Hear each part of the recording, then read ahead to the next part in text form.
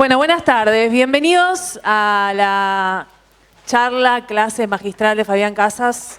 Va a estar entrevistado por Pablo Estroza. Y me toca presentarlos. Fabián Casas tiene el ADN de Leopoldo Marechal y Alejandro Dolina. Esos sujetos que supieron mezclar al barrio con el Olimpo, al diario Olé con León Tolstoy. A Casas le interesan todas las cosas. Empezó a escribir durante el menemismo, esos años que produjeron una notable literatura del reviente. Dicen que los 90 están de vuelta, así que cómo serán los libros, lo que se escriba. Es el autor del épico poemario Los Lemmings y los míticos ensayos Bonsai, y actualmente publica una columna autobiográfica que se llama Cuadernos de Otoño en el diario AR. Si se mezclan las letras de su nombre, nos queda una declaración sobre cuchilleros ilustrados. Sabían facas. Es nuestro guionista Mariano Donadío. Por donde quiera que esté, gracias por este guión. Va a estar entrevistado por Pablo Estroza. Y la pregunta es, ¿qué tienen en común el rock, el fútbol y la restauración de bicicletas? Bueno, que Pablo Estroza practica las tres cosas. Como todos los periodistas de rock, pasó por Los Inrecuptibles, la revista Rolling Stone, como casi todo el mundo, pasó por Clarín y también colabora en la Agenda BA, Border Periodismo y Ciclósfera. Algo que, si somos honestos, no todo el mundo hace, así que disfruten de esta charla, clase magistral con Fabián Casas y Pablo Estroza. Gracias.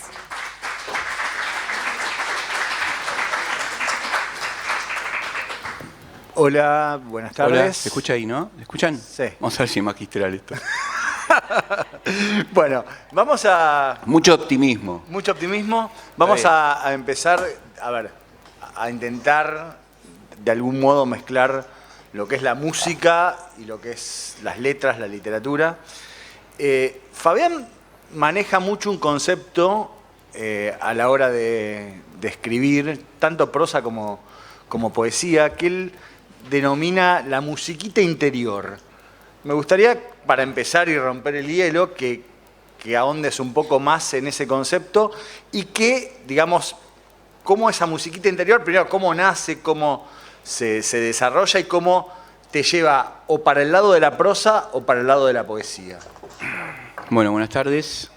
Gracias, Paul, gracias al guionista que inventó un nombre. La musiquita, supongo que lo que vos decís es una... Yo en una época decía que no escribo todos los días, me gusta más leer que escribir. Leo todos los días, me gusta mucho. Y escribo muy de vez en cuando. Y siempre que escribo es porque empezaba a escuchar una musiquita, supongo que tiene que ver con eso. Sí. Es como una musiquita que escucho en el oído, que me empieza, que de alguna manera yo la tengo que traspasar al papel. A veces empiezo a escribir, a veces inclusive escucho, esa música que escucho en el oído son poemas de otras personas. Tengo que ser sincero, no soy original y básicamente estoy robando todo el tiempo. Y por lo general es algo que ya escribió alguien, otra persona. Puede ser Pizarnik, Heráclito, Johnny Mitchell, traducciones que hago que me quedan en la cabeza. Entonces lo que hago, que es un buen ejercicio, es recuperar mentalmente esa música que empiezo a escuchar y empezar a cambiarla, a modificarla, porque aparte, no sé si han hecho el ejercicio ustedes, cada vez que escuchás, que recordás algo de memoria, ya sea la frase de un ser querido en algún momento de tu infancia que la traes al presente, o si escuchás una canción o recordás algo que hiciste una traducción, si hiciste traducciones o lo que sea.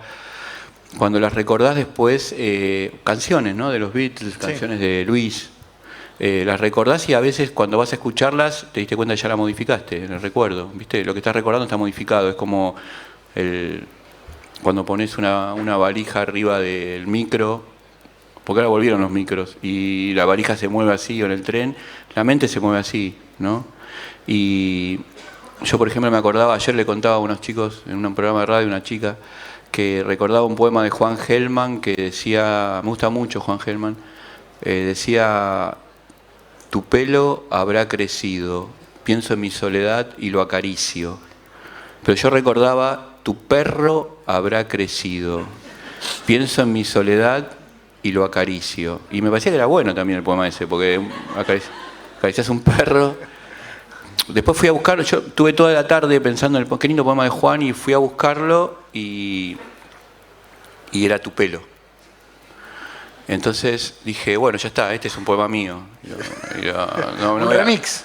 Un remix, sí, porque y no voy a escribir otro poema, digo, escribo eso, hay que hacer así para mí. Y después me acuerdo otro poema de Juan que recordaba que decía, él hablaba como, cuando hablaba de una mujer decía la señora, ¿no? Como un poco, como dicen de algunas personas, de algunas mujeres muy singulares, así, no sé, la señora, decía, la señora se sentaba todos los días en mi corazón y la presión provoca lágrimas, decía. Entonces, ¿por qué lloro ahora en la mañana feliz? Yo pensaba, está llorando porque la presión provoca lágrimas, que cuando ella se sienta. Está bueno, decía Juan, hablaba con Juan. Después fui a ver el poema y no era así el poema. Era un poema mío otra vez. Donde esté Germa murió por suerte y no me puede hacer nada. No te puede decir nada. No me puede decir nada Juan. Pero yo pienso ahí, ya lo pongo, lo cambio. Yo haría eso, ¿no? Tomar tramos de autores que la presión de la originalidad es un embole, me parece, la idea de tener que ser original. Ayer hablábamos, por ejemplo, con un amigo músico, antes de ayer, con Adrián, que las canciones, que por ejemplo Andrés, Calamaro hace canciones y como él sabe música, puede agarrar un tipo de canción y inmediatamente saca la armonía y produce un otro tipo de canción. Sí. Eso es genial. ¿Viste? En el capitalismo eso está como en la idea de la originalidad y en la derecha está muy mal visto que hagas eso. Pero para mí eso es muy liberador. Trabajás con algo que ya está hecho y te desprendés de la idea de originalidad que es como una mochila re pesada que tenemos todos toda la vida. Tenés que ser original o tenés que ser, como, no sé, como Adidas, imposible es nada, creo que es Adidas, no sé. Esos eslogan que son un plomo para vivir y que te hacen que seas una persona infumable en las fiestas. Porque vos querés ser original siempre y vos decís, ¿cuándo se va este flaco? Por favor. Imaginen encontrarse con una persona original en un cumpleaños, es un plomo. Y la musiquita es un poco eso, para retomar lo que decía, me preguntaba Pablo, escucho como una música que por general no es una música de otra. Es como cuando salís a la calle y vas caminando y escuchás por las ventanas, es un momento hermoso. Hay un cuento muy hermoso de Thomas Pynchon, que está en un libro que se llama, es el libro de cuentos que él publicó al final, después de todas sus novelas, se llama Un lento aprendizaje, el libro, se lo recomiendo, muy lindo, libro finito. Sí, básicamente porque es chiquito y no son grandes. Y está como el Pynchon condensado. Claro. Él consideraba que esos cuentos fallan y escribió un prólogo muy lindo también sobre por qué fallaban, está buenísimo. Y hay un cuento que se llama La organización secreta, es mejor el título, van a ver cuando lo vayan a leer, no es lo que yo digo. La organización secreta, es un grupo de nenitos, y ellos salen del lugar donde se juntan y van por la calle caminando hacia otro lugar, que es algo que te pasa cuando sos chico, que vas con tus amigas y amigos, y vas escuchando estos chicos.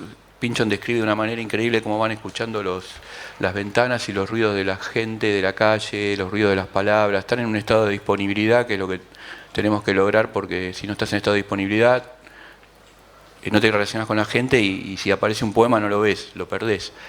Y ellos van escuchando todo, ¿viste? Entonces lo que se va armando es lo que se le pasa en la mente de esos chicos, y Pynchon lo describe de una manera increíble, mixturando y haciendo algo sincrético con todo lo que escuchan, y es un poco eso la musiquita, es como escuchar algo que dicen todos. A veces hay personas que hablan en poesía, es cuestión de escucharlos.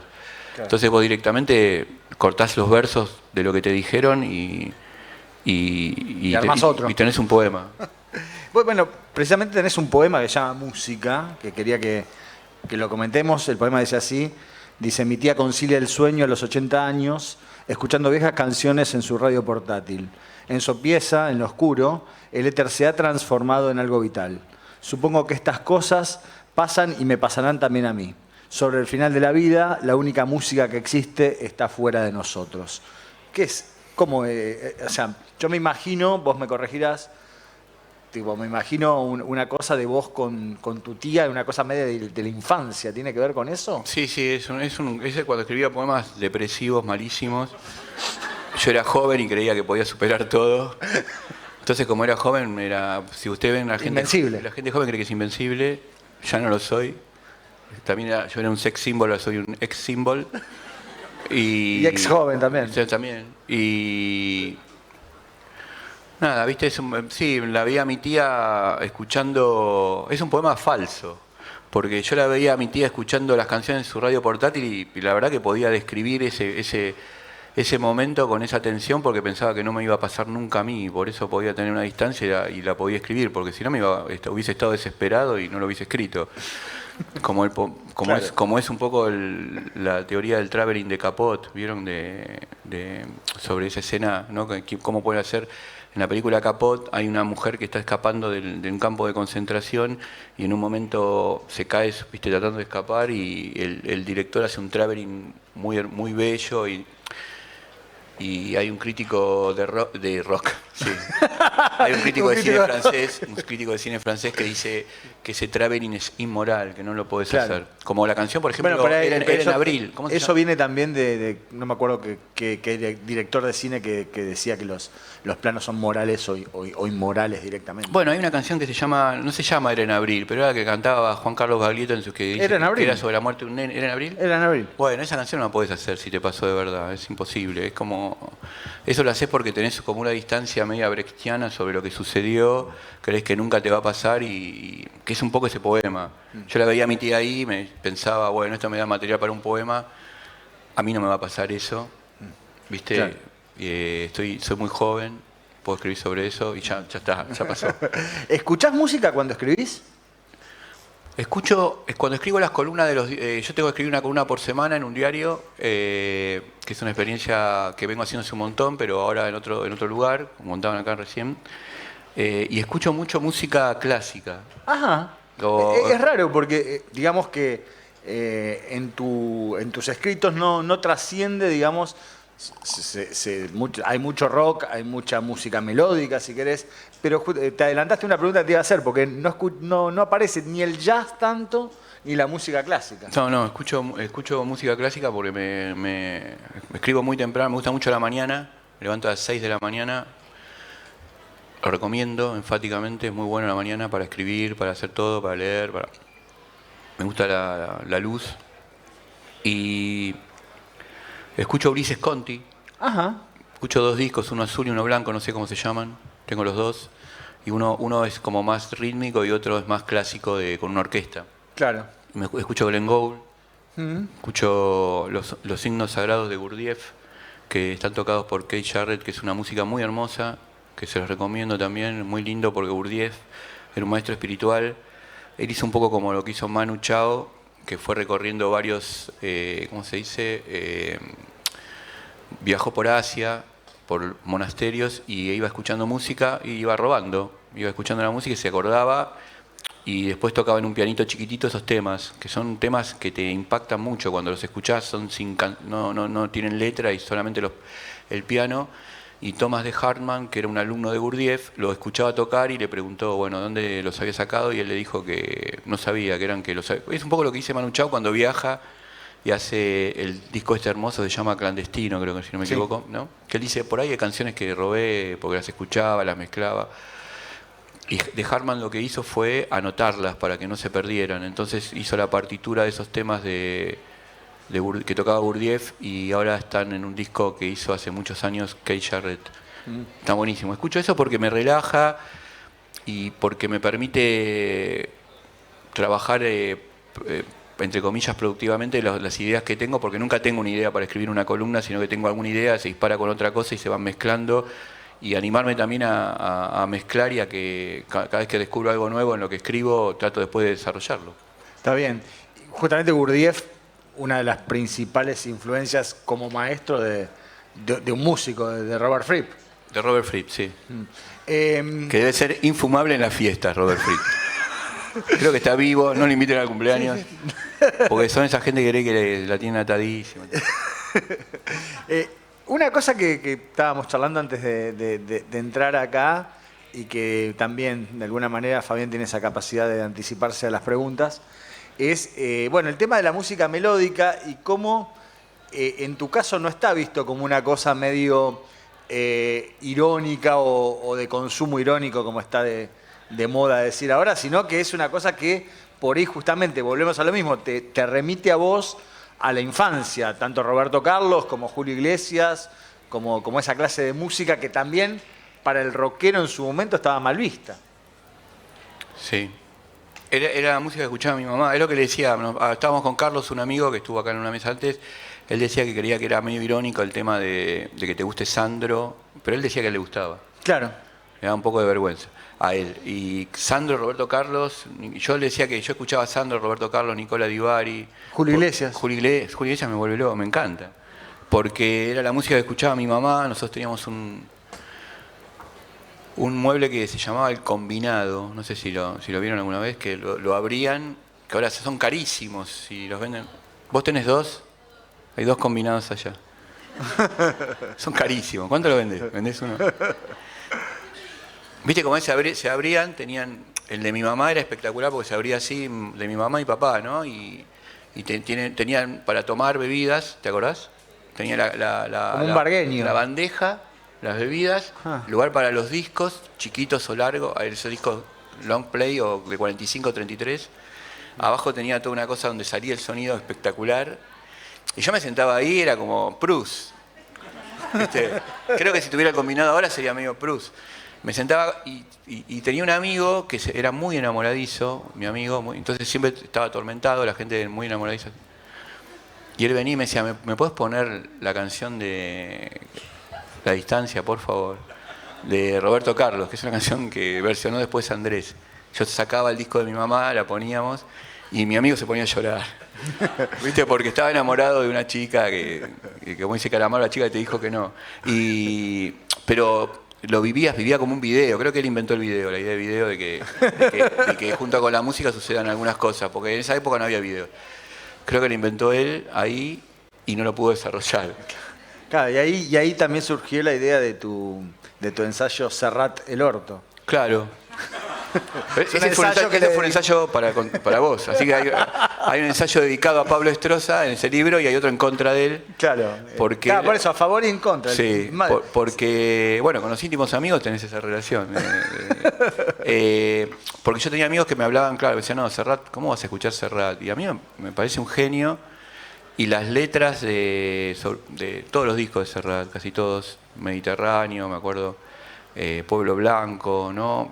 Cómo va llevando esa narración. Tiene cosas de la poesía objetivista norteamericana. Es genial Serrat, me gustaba mucho. Tiene algo de los auténticos, los decadentes, tiene algo de Serrat, ¿no? En la canción Fiesta, ¿no? Que fue prohibida después. Esta idea de que los decadentes son como una especie de mezcla entre Gaby Fofo y Miliki y una banda, los Sex Pistols. Y ese cruce me parece genial. Y Serrat el Orto era utilizar el nombre de Serrat para decirle a la gente, a mis amigos críticos de música. Yo tengo muchos amigos críticos de música y críticos de cine. Y músicos. Y músicos, muy malo todo eso. Y muy endogámico. Y yo le decía, no, bueno, escribía por qué me gustaba Serrat. Siempre me gusta más que te gusten las cosas que no te gusten, ¿no? Por ejemplo, hay una teoría de Jacques Rancière, no sé si lo leyeron. ¿Leyeron? ¿Lo leíste? Recomendalo, muy bueno. Que él dice que habla de la igualdad de las inteligencias. En realidad no se sabe si nos vamos a pensar, evidentemente no hay una igualdad de las inteligencias, pero me parece hermoso pensar eso, que hay una igualdad de las inteligencias y que todas las personas se pueden emancipar y que no hay personas que tienen algo que otras no tienen. En realidad cada uno tiene algo muy particular y está bueno que eso se desarrolle. Me gusta más pensar así que pensar de otra manera. ¿Y cómo hablábamos de la música melódica como recuerdo de la infancia? ¿Y cómo entra el rock a tu vida? Entra porque vivía en mi casa, que era una casa muy grande, y vivía mi primo, que era mi hermano, es mi hermano mayor. Y un día él había vuelto de un viaje al sur, uno de esos viajes iniciáticos que tenemos, él me lleva 5, 6 años, 7. Y lo veo pasar por el patio cantando una canción que decía: te encontraré una mañana en tu habitación y prepararás la cama para dos. Y decía, hubo un tiempo que fue hermoso y fui libre de verdad. Y eso me dije, ¿qué es eso? Y le pregunté, me dijo, es de un tipo que se llama Charly García, tiene una banda que se llama Sui Generis. Y me hizo escuchar, vi la tapa. Sí. ¿No? ¿Te acuerdas la tapa de Vida? Sí. Es una tapa como muy... La tapa es hermosa. Es como un wabi, porque es como la idea que tienen los japoneses de pobreza voluntaria. Están los dos como vestidos con lo mínimo, sobre un paredón. Es lo que hay. No, y aparte hay una cosa que es re loca, porque el look de Charly en ese momento es como el look de Andrés Caicedo, del escritor, un escritor que le recomendamos, un escritor colombiano. Tiene un libro espectacular, se llama Que viva la música. Hay una edición que sale ahora, pero les recomendamos la edición que tiene el prólogo de Fabián. Pero esa no se consigue más, creo. ¿En serio? Sí, hay una de Sex Barral ahora que está muy buena. Véndanla en Mercado Libre que va a valer más entonces. Está bueno. Y después escuché Spinetta y eso me cambió para siempre. Fue como una... ¿Qué disco? Artaud. Fue como el orden del acontecimiento, ¿no? Cuando te pasa un acontecimiento vos no sabés qué te está sucediendo y una vez que pasó ya no sos más la misma persona. Y estaba como en el cuarto de mi casa donde tenía el Winco, puse Artaud. ¿El disco ya con la tapa deforme? Lo había traído mi hermano y me dijo, escuchá esto. Mi hermano, que era más chico que yo, Juan, y me acuerdo que decía platos de café, decía, no sé, cosas que yo decía, no puede ser esto. ¿Qué calor hará sin vos en verano? Decía, ¿se puede escribir esto? Pensaba. La forma en que la voz de Spinetta, ¿no? Era... es una parte, es un músico muy singular porque o te gusta mucho o no te gusta nada. Creo que no logra mucho la indiferencia, Luis. Y a mí me parece que está bueno todo. Y está bueno que te gusten muchas cosas muy diferentes. Pero Spinetta me pareció muy volado, ¿viste? Claro. Sui Generis me parecía algo más que me gustaba Más mucho. terrenal. Me gustaba mucho, pero me parecía más de lo que había escuchado, ¿viste? Claro.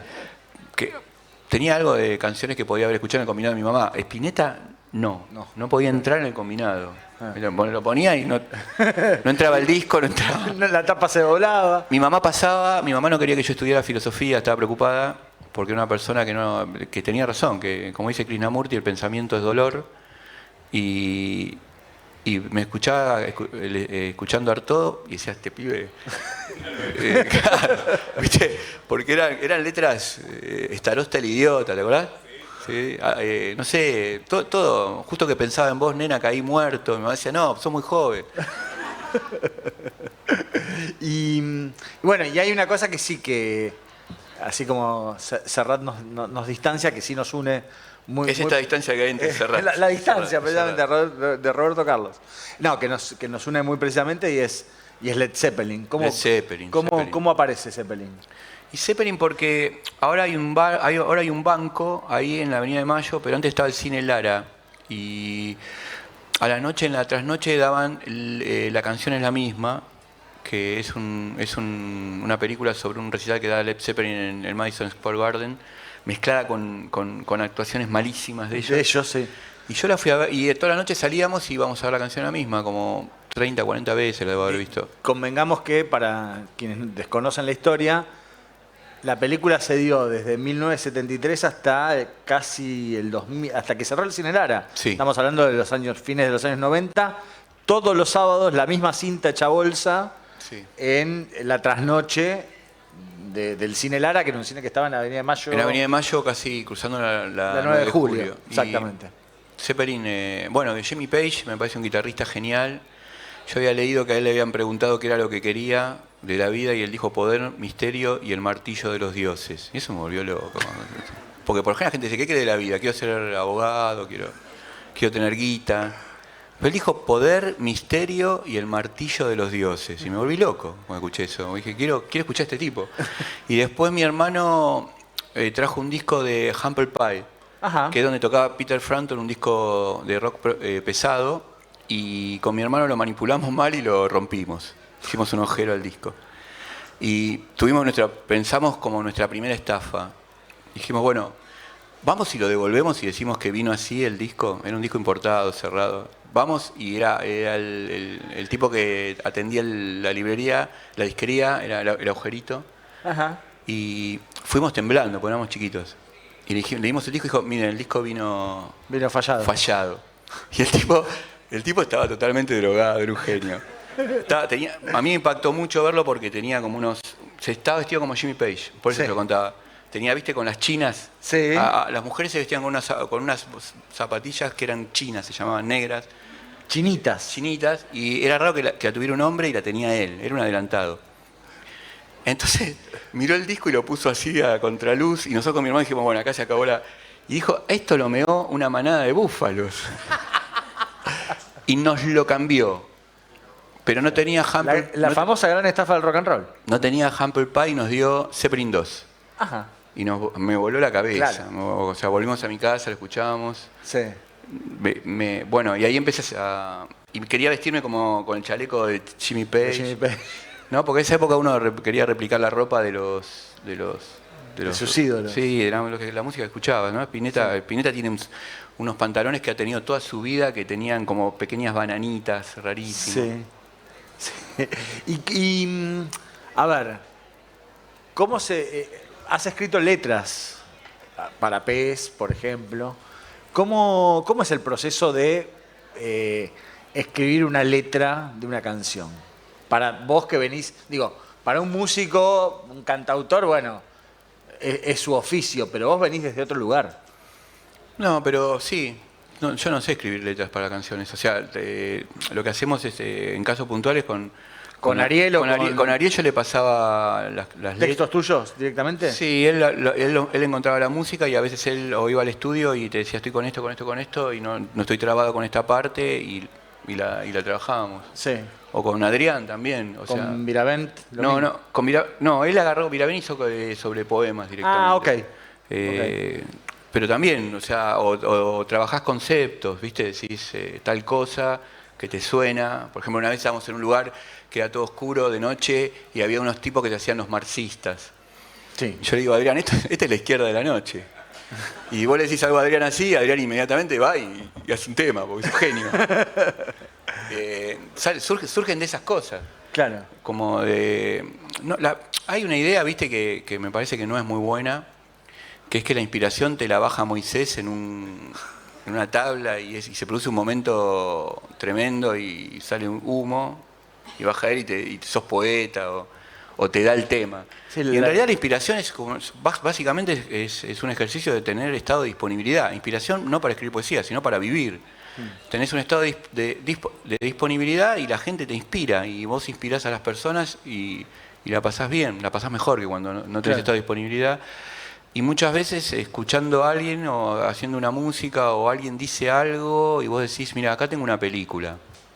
Me pasa muchas veces que he escrito películas porque alguien contaba algo y lo hacía de una manera que a mí me producía un estado de inspiración, conectarme con esa persona y lo que había dicho y pensaba que había un germen para un desarrollo de una película, de un poema, una canción o lo que sea. Has dicho varias veces, y lo sé perfectamente, que consumís muchas biografías. Creí que iba a decir otra cosa. Vicios privados. Menos mal. Vicios privados, virtudes públicas. Sí. Muchas biografías, y entre esas biografías que lees, muchas biografías de músicos y de músicos de rock también. ¿Cuál te impactó últimamente? Sabemos, por ejemplo, hay una de Nirvana que particularmente te... Ese es increíble. Sí, porque yo no escuchaba Nirvana, lo escuchaba mi hermano más chiquito. Yo miraba Nirvana en MTV, soy muy prejuicioso, entonces me pierdo todo. Y miraba Nirvana en MTV y decía esto de ser una garcha en MTV, ¿viste? No. Y mi hermano más chiquito me decía, tenés que escuchar Nirvana, está bueno, Gabriel, está bueno Nirvana, es increíble, no es lo que vos pensabas. Yo decía, no, tenés que escuchar los Pixies. Claro. Yo pensaba Pixies, a mí me gusta Pixies. No, Nirvana está buenísimo. Y un día leo la biografía de Kurt Cobain. Que se llama Come As You Are. No, se llama, la que leí es otra. Bueno. Se llama Más pesado, en la traducción sería como Más pesado que el Heavier cielo. than- Heavier than Hair. Sí. Algo así, Más Sí, pesado que el sí, infierno, no sí, me acuerdo. Y me fascinó la vida de Cobain. Me impactó mucho una repetición que había en la biografía de él con respecto a los suicidios en su familia, que es una cosa que después estudia Lacan. Entonces yo justo estaba leyendo también cosas de Lacan y entonces las empecé a cruzar. Eso me activó la cabeza. Fui a escuchar a Nirvana Y me di cuenta que eran las canciones de cuna que escuchábamos nosotros, que te la cantaban cuando eras chiquito. Nirvana tiene en el fondo como una canción de cuna, las canciones, por eso son tan encantatorias. Y después me di cuenta que había personas de mi entorno, íntimos amigos, que eran como una canción de Nirvana, o sea que de golpe podían estar re arriba, podían estar re abajo. Todas esas cosas empecé a pensar así y después escuché el último disco, me gusta todo Nirvana, pero el último disco me parecía... Inútero. Sí, las letras, empecé a traducirlas y fue a través de una biografía. También me pasó, yo tenía amigos que les gustaba Vladimir Nabokov, no sé si han leído a Vladimir. La mayoría de mis amigos que les gustaba Nabokov son muy snob. Por ejemplo, practicaban la cetrería. Entonces yo no quería leer Nabokov, porque decía, debe ser un tarado como esto, con mis amigos como estos. Y un día me tocó una biografía de 2 tomos de Nabokov, que son los años rusos, porque Nabokov vivió en Rusia, la primera parte de su vida es rusa, y después americana, donde escribe Lolita y todo eso. Y a partir de la biografía me interesó leer a Nabokov, ¿viste? Y lo fui a leer y es un genio, descomunal, ¿no? Leí Pálido Fuego, Lolita, La Defensa, un montón, los cuentos. Me estaba perdiendo algo increíble. Y para mí las biografías muy buenas son como es un género hermoso de introducción a determinados autores, pueden ser músicos, escritores. ¿Y últimamente que leíste alguna que te haya impactado? Me gustó una porque pensé que ya no había nada más para decir sobre Paul McCartney. Ajá. Que es muy, no me acuerdo cómo se llama, por ahí se llama Paul McCartney. Muy grande y que cuenta mucho la etapa de Hamburgo. Ajá. ¿Viste? Le da como muy especial interés a la etapa de Hamburgo. Y para mí como la etapa de Hamburgo de los Beatles es muy significativa porque es el momento en que para mí ellos generan lo que los va a mantener unidos toda la vida. ¿Viste? Esa cosa que ellos tenían que tocaban en Hamburgo, en un lugar muy inhóspito, en cines. ¿Viste? ¿Conocés Hamburgo, los lugares donde tocaban? No conozco Hamburgo, pero sí es impactante la historia. Tocaban. Y tenían que competir con el porno y con los strippers. Entonces, para que la gente se quedara escuchándolos, tenían que ser buenísimos. Claro. Y eran muy jóvenes en ese momento, entonces era como muy intenso todo lo que hacían. Y me parece que eso les dio como una cohesión, ese tocar todos los días, de entrenamiento musical y espiritual y de unión, porque ahora cuando viste yo digo el Let It Be bueno, cuando ves el Let It Be bueno te das cuenta que los tipos sean... Hablamos de Get Back, la miniserie. Porque estaba Let It Be, la película, que ahí estaba todo mal. Sí. Y ahora el Let It Be bueno, te das cuenta que Yoko era buena, María Kodama no, le hizo un juicio a un amigo por anti-borgiana total, y me gusta de esta biografía, me gusta también un poco el dónde pone el foco. Sí, el foco en esa parte que para mí fue donde se forma una banda. No, pero aparte está justamente lo que decís vos de este entrenamiento de tocar todas las noches un montón de canciones durante un montón de horas para mantener a la gente entretenida, es lo que termina también viéndose en los momentos, digamos, del Let It Be bueno, de Get Back, cuando se ponen a tocar canciones de los 50, las hacen de taquito y de memoria. Sí, es muy impresionante. Sí, muy impresionante. Y aparte también ahí podés ver en ese cómo es tan sencillo también y tan difícil, pero es muy espontáneo. ¿Cómo armás una canción? Claro. No tiene tantos secretos, ¿no? Están tocando, estás armando, estás probando, le estás robando a otros. Sí, sí, estás... Versionan canciones de otros tipos. Mismo viendo, decís, bueno, como McCartney dice, ¿Tucson queda en Arizona? Sí. Y cómo cambian las letras también es un buen ejercicio porque van cambiando las letras. Con el tema Get Back tenía otro nombre, era una canción política al principio sobre los paquistaníes que eran, ¿no? Y lo van modificando y está bueno también ver el proceso de cómo una canción va cambiando y se va volviendo más, yo diría más compleja, ¿no? Sí, bueno, y también te había impactado mucho cuando se va George, que dice, nos vemos en los bares. Pues me parece una frase genial para decirle a los amigos. Eso me gustó, lo noté. Dije, cuando me voy de algún lugar, le voy a decir, che, nos vemos en los bares, chao. Por si no la vieron, cuando no voy a spoilear nada, todo el mundo sabe que en un momento dado de la grabación de Let It Be, Harrison se va. Y cuando se va... Se va porque se enoja, no se pelea. Se enoja porque se siente ninguneado por Lennon y McCartney y dice, nos vemos en los en los bares como despidiéndose y yéndose del grupo. Lennon mucho no le importa porque se lo reemplazamos con Clapton. Sí, igual es impresionante que la ropa de los tipos estaba en presente. Eso también me impactó. ¿Cómo ¿No? sería eso? No, bueno, la ropa era de presente, ahora es retro. La pilcha que tiene Harrison es descomunal. Me parecía genial, todo estaba, me parecía, para mí los Beatles son como la imagen de la felicidad, lo que puede llegar a ser la felicidad. Los veía ahí, me da mucha alegría verlos, ¿viste? Eso, como dice Spinoza, una pasión alegre, te impacta. Como soy prejuiciosa cuando me encuentro con alguien que me dice que no le gustan los Beatles, digo, bueno. Ah, ¿sos de esos? Y si te encontrás con alguien que no le gustan los Beatles, vos decís, bueno, no le doy la espalda porque no sé qué puedo hacer. No le gustan los Beatles, no le gusta la vida. Claro. O sea, va a tirar, no sé. Va a estar disfrazado de mujer y te va a empujar en el bote. ¿A ustedes les gustan los Beatles? Sí. Y bueno, y también otro tipo al cual le has dedicado bastantes ensayos y artículos y demás es a Dylan. Sí. ¿Cuál es tu relación? ¿Lo Soy viste muy en vivo? amigo de Bob Dylan.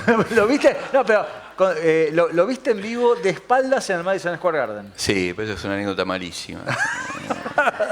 Pues me peleé con la boletera, tuve una discusión con la boletera del Madison Square Garden. Se vengó, nos dio. Me dio la entrada y cuando entramos estábamos atrás del escenario. Atrás del escenario. La rompió, sí. O sea, lo viste de espaldas. Estaba Dylan y Johnny Mitchell, nosotros estábamos atrás. O sea que el show era Dylan y Johnny Mitchell. Sí, Y los viste a los dos de espaldas. sí. Porque me peleé con la boletera y soy un tonto. Ayer vi una película que les recomiendo mucho, que se llama Justicieros. Y habla mucho de que cuando estás enojado encontrás sentido en cosas que no tienen sentido. Y actúas mal, ¿viste? Sí. Y me enojé ahí con una estupidez y me dio una entrada en contra. Después me cayó bien al final, en definitiva, porque me pareció genial lo que hizo, porque, ¿viste? Bueno, toma, sí, te doy la entrada. Y aparte nosotros decíamos, qué bueno, qué diferencia con obras, que entrás rapidísimo. Claro, entramos atrás.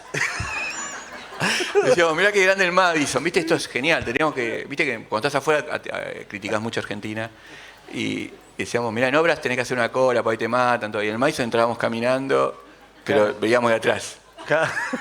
¿Y cómo es verlo? O sea, pero ahora en serio. Dylan es más chiquito. Y... No, pero ves, por ejemplo, los gestos desde atrás, sí. que Dylan le hace a la banda para... Sí. Eso. Ahí me di cuenta que Dylan le hacía muchos gestos a la banda cuando cambiaba tempos musicales sí. En algunos temas. Los temas que lo que tiene Dylan que es muy raro, vieron que él no se va a retirar nunca, o sea que lo van a retirar, y está todo el tiempo haciendo esta Never Ending Tour, que es la gira que no termina nunca, ¿no? Es una forma de pelear contra la muerte para él, me parece muy, muy, muy potente. Y él modifica completamente las canciones. Por momentos no te das cuenta que está tocando un clásico de él, te cuesta porque claro, es tan increíble lo que está haciendo. Y me da cuenta que hace gestos, aunque parece muy apático, hace gestos. Le está marcando sí, cómo seguir el tema sí, a sus músicos. Sí, le estaba marcando todo el tiempo, eso lo veíamos. Y Johnny Mitchell era más volada. Viste, como... Más improvisemos. Si tuviera que decir algo, sería como... Dylan parecía un músico más controlador y Mitchell una música más inspirada en términos de estar más presente en el escenario. O dos maneras diferentes de estar presente, no sé. ¿Y qué te pareció los libros de Dylan? Tanto, no sé si leíste Tarántula, nunca te lo pregunté. Sí, lo leí cuando era chiquito porque me parecía como alguien drogado. Para mí los beatniks están sobrevalorados. Todo Kerouac, Ginsberg, todos. ¿Y la autobiografía? Me pareció genial. Crónicas. Sí. Sí, muy bueno, muy bueno. Escribe bien Dylan. Y aparte tiene una cosa muy hermosa de autobiografía que son como momentos elididos todo el tiempo, ¿no? Elide, escribe lo que se le canta, elide, entonces hace esta cosa de que con Dylan te pasa siempre que vos vas a ver algo y siempre sucede lo inesperado. Nunca pasa con Dylan, eso es muy bueno para mí, de cualquier persona, que no pasa lo que crees que va a pasar, pasa otra cosa. Entonces te corre un poco, y cuando lees la biografía, yo leí biografías sobre Dylan o lo que sea, o lo que te cuentan, o la habladuría de tus amigos sobre determinada persona, cuando vas a leer lo que él escribió, para mí, por ejemplo, entre 4 parejas de él hace un personaje solo. Claro. Eso es genial, o sea, es como si metabolizara un personaje en diferentes... ¿no? No, pero aparte también, como los 4 momentos que toma la autografía son 4 momentos hiper caprichosos, de los que por ahí el fan no estaría esperando que Dylan hable, ¿no? No, y esa es una idea también buena para escribir, si alguien acá escribe, si que escriben, que es como, por ejemplo, uno siempre trabaja en contra, la realidad siempre te trabaja en contra tuyo y muchas veces querés desarrollar algo y no puedes sacar a alguien de una pieza, un personaje, porque la realidad te está trabajando diciendo cómo sale un personaje de la vida real.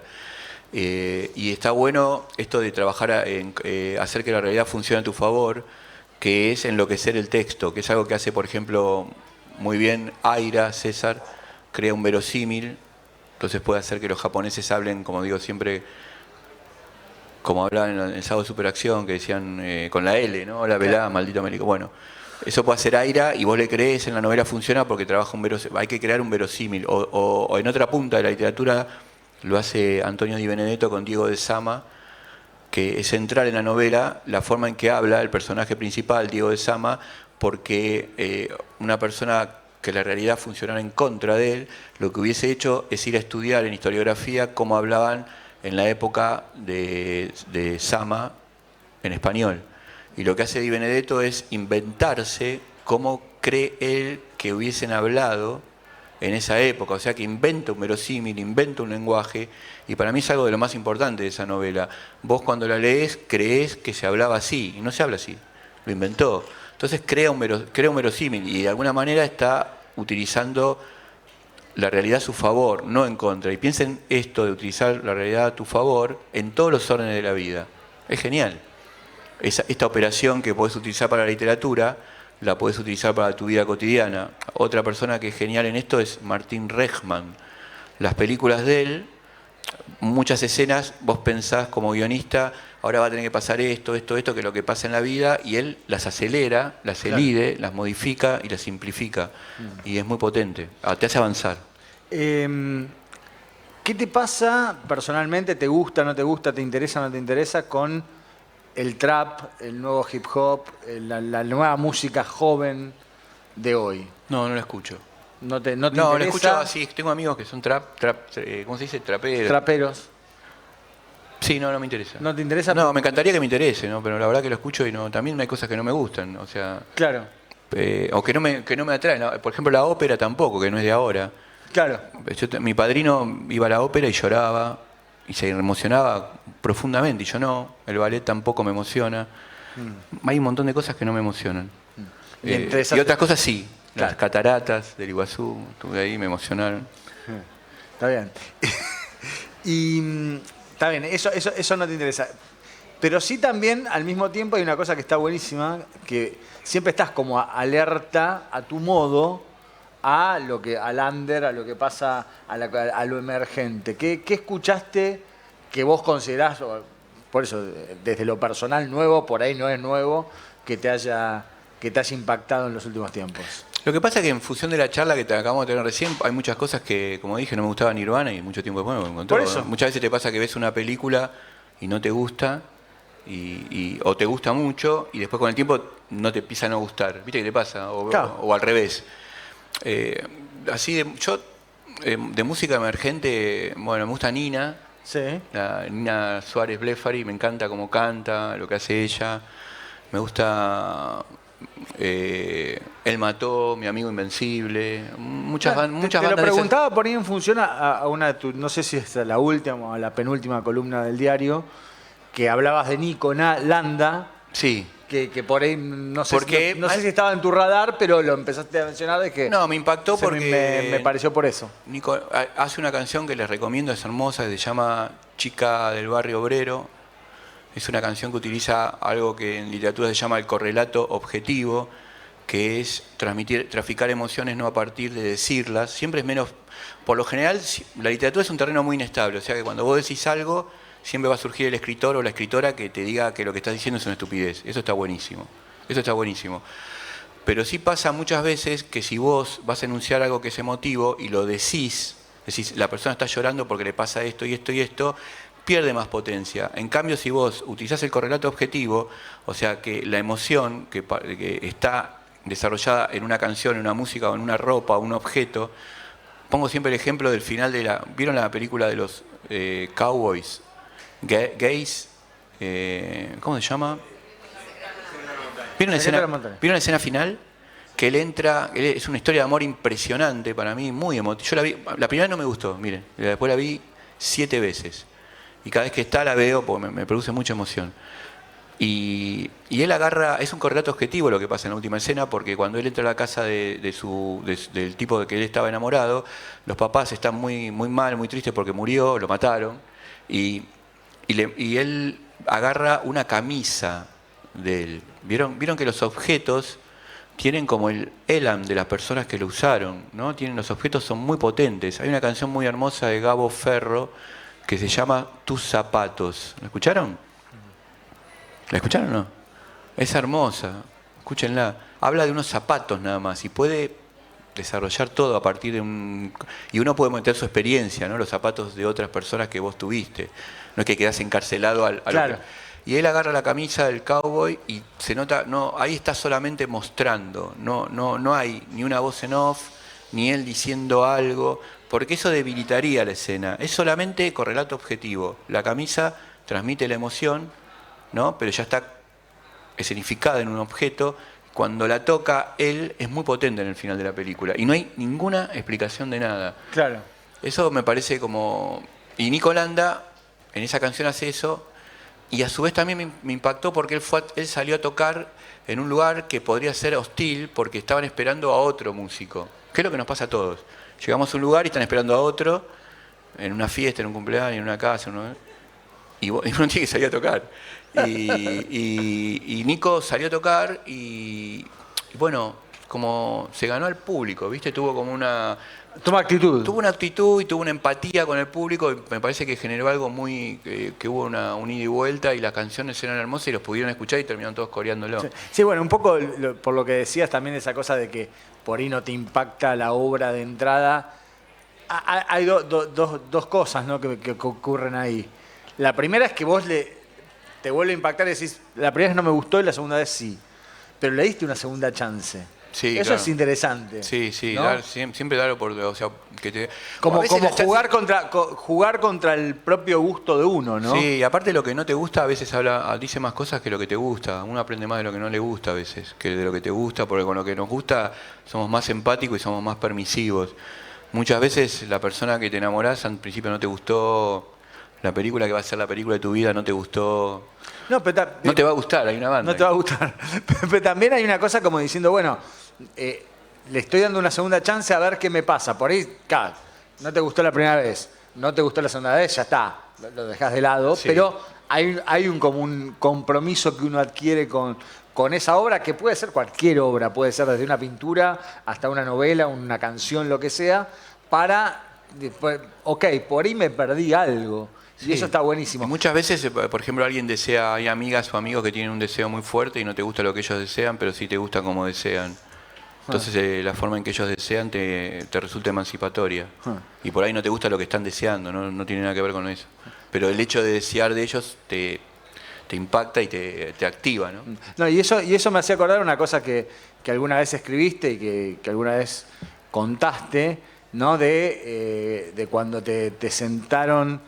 te sentó un famoso músico cantante pelado a escuchar un disco, te puso el disco y te dijo, ¿qué te pareció? Sí, y no, fue tremendo. Fue tremendo. Porque alguien te va a escuchar 15 temas.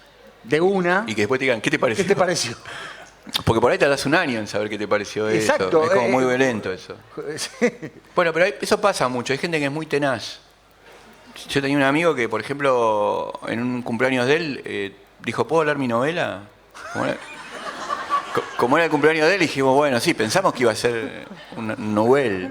Trajo el Ulises, se sentó, hacía frío, nos dio frazadas y empezó. O sea, hay gente que es muy tenaz. ¿Y estaba buena? Lo que pasa que la física, por ahí estaba buena, lo que pasa es que físicamente claro. Era imposible hacer eso. Bueno, estábamos hablando de una experiencia que, así crípticamente, espero que se hayan dado cuenta, que vivió Fabián con el Indio Solari. Sí, no, y también casi me atacan los perros del Indio.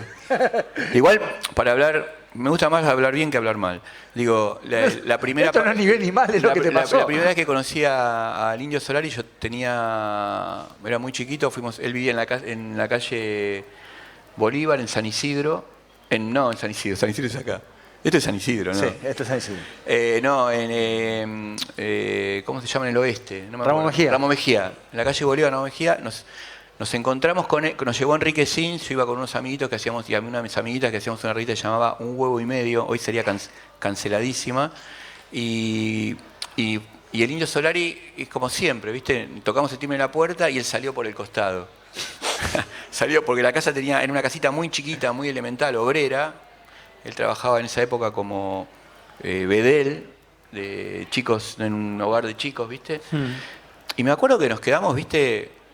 Llegamos a las 5 de la tarde y nos fuimos a las 3 de la mañana. Fue alucinante esa experiencia. Ellos habían sacado Gulp. Y después de que grabamos la entrevista, hay un amigo mío que se llamaba el pelado Calderwood, le decíamos. No era pelado, pero le decíamos pelado. Él escuchó con la entrevista y él le preguntaba al Indio Solari, le decía, Indio, porque hablaba así el pelado.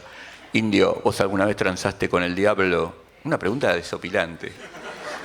Y el Indio Solari decía, sí, 2 veces. La respuesta era genial. Y me acuerdo también que el Indio me llevó a ver una biblioteca que él tenía, su biblioteca, y tenía 7 libros. Era como la biblioteca de Messi, muy pocos libros. Como yo me imagino que puede ser la biblioteca de Messi. Pero cada libro que tenía era increíble, no los había visto nunca. Claro. Tenía un libro de William Burroughs, tenía Castaneda, tenía Ouspensky, el fragmento de una enseñanza desconocida. Yo mentalmente anotaba todo. Y cuando salimos de la casa salimos como prendidos fuego, como en la tapa de octubre. Claro. O sea, a 5 de la mañana salimos todos prendidos fuego diciendo vamos a hacer una banda, vamos a hacer discos, vamos a hacer... ¿Qué es lo que te tiene que producir la gente? Sí. Fue genial. Después cuando nos hizo escuchar, pasaron 30 años, me hizo escuchar un disco solista de él, fue como... no estaba bueno. Porque también eran como ruedas de prensa. Viste que la rueda de prensa mata... Viste como dicen billetera, claro, mata galán, la rueda de prensa mata la espontaneidad porque vas y te ponen un disco, entra un periodista. Salvo Bielsa sí, que pase cualquier cosa. Que pase cualquier cosa. Sí. Pero entonces esa vez te puso el disco y terminó y te dijo, ¿qué te pareció?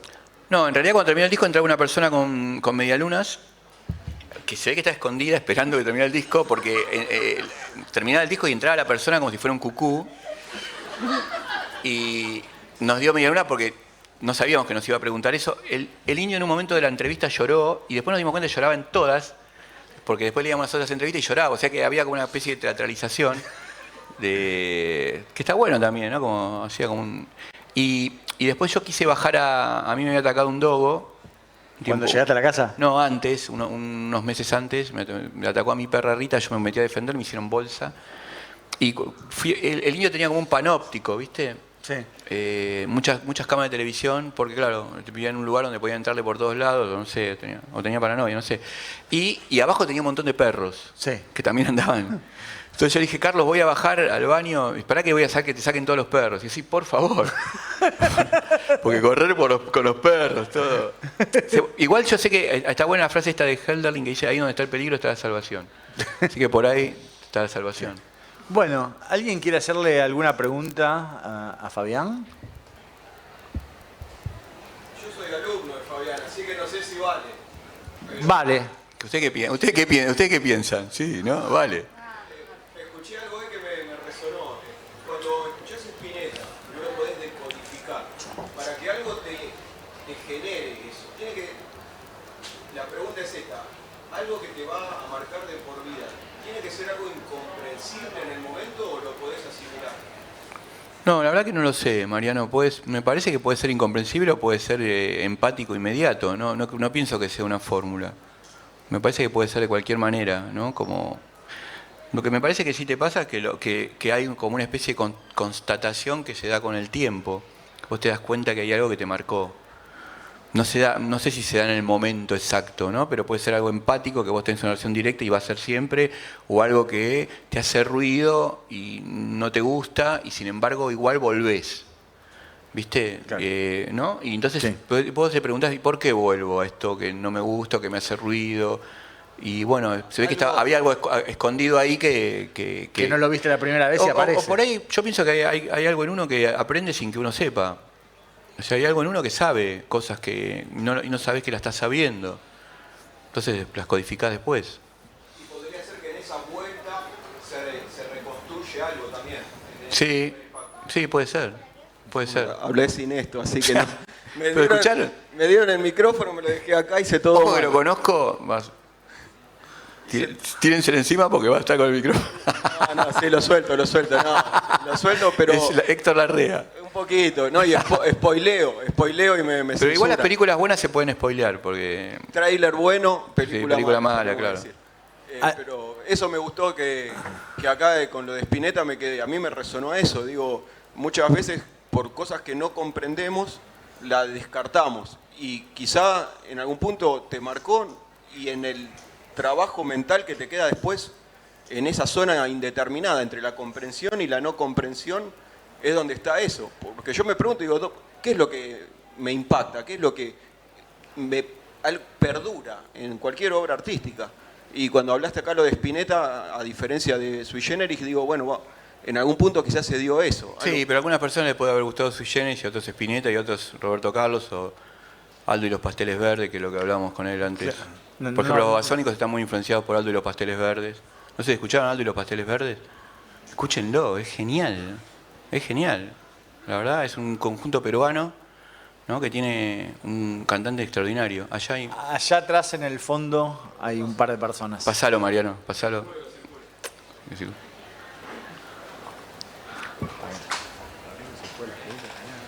Sí.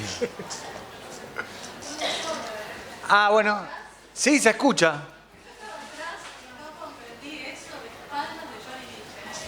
Sí. ¿Cuál? ¿De espalda? No entendió cómo viste a Dylan y a Johnny Mitchell de espaldas. ¿Cómo los vi de espaldas o qué es? No, porque... Le vendieron la entrada detrás del escenario. Me peleé con la boletería y me pasó un poco lo que te pasó a vos. Me mandaron atrás. Me peleé con la boletera del Madison y se vengó y me dio una entrada que aparecía detrás del escenario. Como eso me pasó. Lo vi de otra manera, de otro lugar. Es una genia, increíble. Sí. Me gusta mucho la música de ella, las letras, todo, ¿no? ¿Alguien más? Ahí hay una persona. Ahí van, fíjate.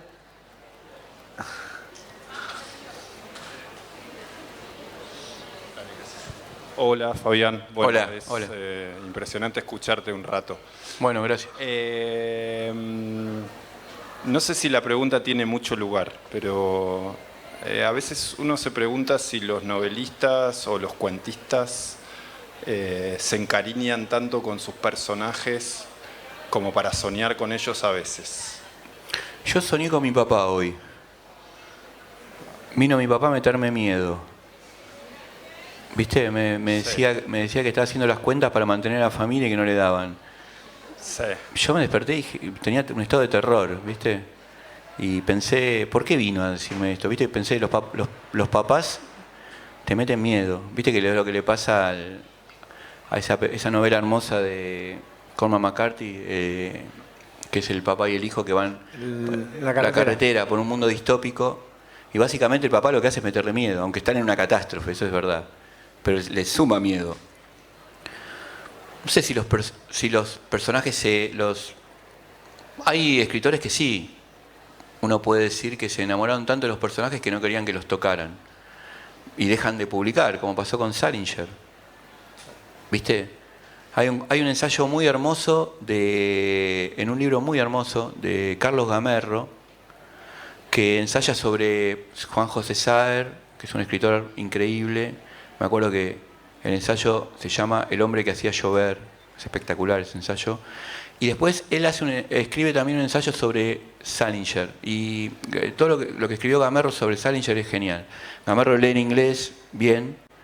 Y él cuenta ahí que tiene su teoría, que es improbable, que cree que Salinger deja de publicar porque no quería que hablaran mal de sus personajes, ¿viste? Porque los trataba como, inclusive un poco la hija de Salinger también cuenta eso, que el papá a veces tenía un vínculo más potente con los personajes de la familia Glass que con sus hijos reales, ¿no? Que es una especie de...